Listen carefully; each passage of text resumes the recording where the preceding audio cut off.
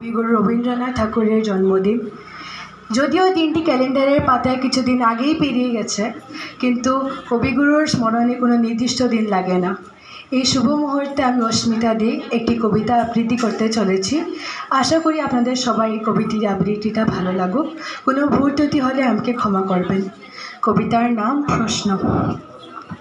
মা গো, আমায় ছুটি দিতে বল, সকাল থেকে পড়েছি যে মেলা। এখন আমি তোমার ঘরে বসে করব শুধু পড়া পড়া খেলা।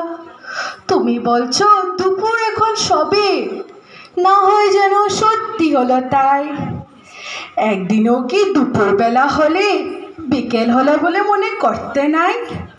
আমি তো বেশ ভাবতে পারি মনে, সূর্য ডুবে গেছে মাঠের শেষে, পাগড়ি বুড়ি চুবড়ি ভরে নিয়ে শাক তুলছে পুকুর ধারে এসে। আধার হলো মাদার গাছের তলা, কালি হয়ে এলো দিঘির জল। হাটের থেকে সবাই এলো ফিরে, মাঠের থেকে এলো চাষির দল।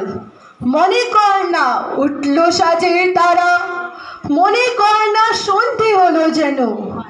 রাতের বেলা দুপুর যদি হয়, দুপুর বেলা রাত হবে না কেন?